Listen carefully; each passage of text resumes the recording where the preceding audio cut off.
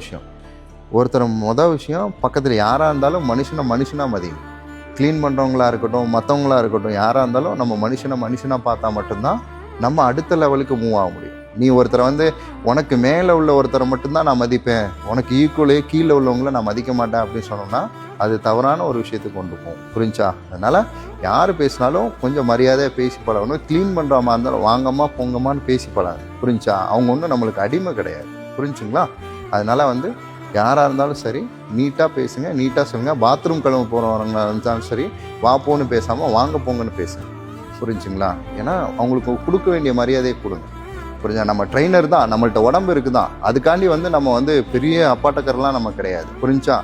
யாருக்கிட்ட நம்ம திறமையை காட்டணுமோ அவங்கள்ட்ட காட்டணும், இல்லாதப்பட்டவங்கள்ட்ட போய் நம்ம காட்டக்கூடாது. புரிஞ்சுங்களா? அதனால் நீங்கள் ஒருத்தர் ஒரு கிளைண்ட் ரூடாக நடந்துக்கிறாரு, அவர்கிட்ட நீங்கள் உங்கள் திறமையை காட்டுங்க, வாங்க போங்க அப்படி அந்த ஒரு இதை காட்டலாம். ஓகேவா?